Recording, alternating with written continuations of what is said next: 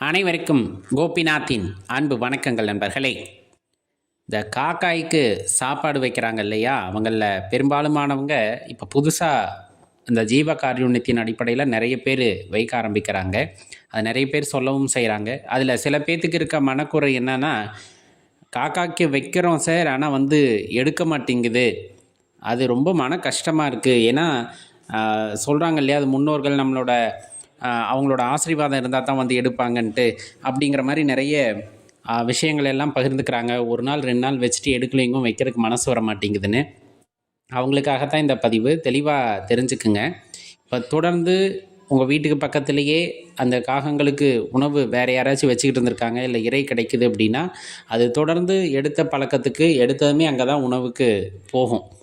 அப்புறம்தான் மற்ற இடங்களில் தேடி பார்க்கும். ஒரு வேளை உணவு இல்லைன்னா, இது இயற்கை சொல்லப்போனால். அந்த காகம், குருவியாக இருக்கலாம், கிளியாக இருக்கலாம், அந்த பறவைகளுக்கெல்லாம் காலையில் உணவு தேட போகிறாங்க. அப்படிங்கும்போது தினமும் ஒரு இடத்துல உணவு கிடைக்குதுன்னா அதோட வாரிசுகளுக்கெல்லாம் சொல்லி கொடுத்துடும், இந்த இடத்துல இருக்கும் அப்படின்னு. அதனால் எப்போவுமே அங்கே போகும்.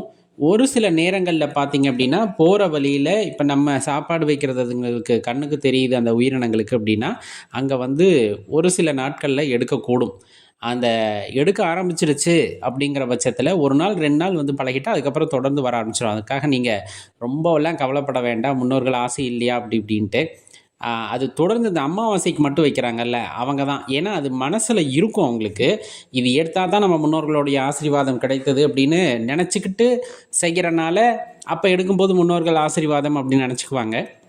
நம்ம ஒரு உயிருக்கு உணவிட போகின்றோம், காக்காய்க்கோ குருவிக்கோ இட போகின்றோம். அதே போல் எல்லோருடைய ஆசீர்வாதம் இருக்கட்டும் அப்படின்னு தான் வைக்கிறோம், தப்பு இல்லை. ஒரு சில விஷயங்களை செஞ்சு பாருங்கள். ஒரு வேளை எடுக்காமல் இருக்குது, தொடர்ந்து ஒரு வாரம் 10 நாளைக்கு மேலே வச்சும் எடுக்கலை அப்படின்னா, சின்ன பாத்திரத்தில் தண்ணி ஊற்றி வச்சுருங்க. ஒரு நாளைக்கு கொஞ்சமாக சாப்பாடு வைங்க.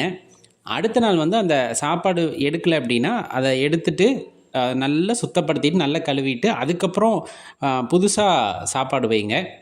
2-3 நாளைக்கு எடுக்கலை அப்படின்னா, நம்ம குலதெய்வ கோயிலுக்கு விளக்கு போட்டு அல்லது மனசில் நினச்சி வீட்டில் விளக்கு போட்டுட்டு எல்லா ஜீவராசிகளும் எடுத்துக்கணும், எல்லா ஜீவராசிகளும் அந்த வயிறு ஆறட்டும், அந்த பசி ஆறட்டும் அப்படின்னு வேண்டிக்குங்க. நீங்கள் ஆசீர்வாதம் வேணும் அது இதெல்லாம் வேண்டாம். இந்த மாதிரி பசியால் இருக்கின்ற ஜீவன்களுக்கு நம்ம வீட்டை அடையாளம் காட்டுங்க அப்படின்னு குலதெய்வத்திடமோ அல்லது இஷ்ட தெய்வத்திடமோ வேண்டிக் கொண்டு அதுக்கப்புறம் வைங்க. கண்டிப்பாக எடுத்துப்பாங்க. அந்த ஜீவராசிகள் வீட்டுக்கு எடுத்துக்கும். நீங்கள் கவலைப்படுறதுக்கெல்லாம் ஒன்றும் இல்லை, தாராளமாக எடுத்துக்கும். உங்கள் மனசை சந்தோஷப்படுத்தும் எல்லா ஜீவராசிகளுமே. அந்த கழுவிட்டு வைங்கன்னு சொல்கிறதுக்கு காரணம், நம்ம சாப்பிட்றோம் அப்படிங்கும்போது நம்ம தட்டை கழுவிட்டு வைக்கிறோம் இல்லையா, அடுத்த நாள் சாப்பிடும்போது கழுவிட்டு தான் வைக்கிறோம். சில பேர் வச்சுட்டு அப்படியே விட்டுறாங்க, ஒரு 2-3 நாளைக்கு எடுக்குதா அப்படின்ட்டு. அப்படிலாம் இருக்கக்கூடாது. அதுக்கு நம்ம சாப்பாடு வைக்கிறோம், எடுக்கலை அப்படின்னா அதை எடுத்து நீங்கள் அப்புறப்படுத்திட்டு புதுசாக வைங்க.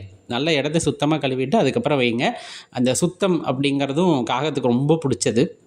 அதனால் சுத்தமாக இருக்கணும் அப்படிங்கிறத மனசில் வச்சுட்டு நீங்கள் செய்யுங்க, கண்டிப்பாக எடுத்துப்பாங்க. அதுலேயே உங்களோட முன்னோர்கள் ஆசீர்வாதமும் வேண்டும்னா மனசில் நினச்சிக்குங்க, உங்களோட ஆசீர்வாதத்தால் இந்த குடும்பத்தை நீங்கள் தான் நல்லபடியாக பாதுகாத்துக்கணும் அப்படின்ட்டு. கண்டிப்பாக அதுவும் நடக்கும். அடியார் பெருமக்களே, ஜீவராசிகளுக்கு உணவு வைப்பது அவ்வளவு சிறப்பான விஷயம்.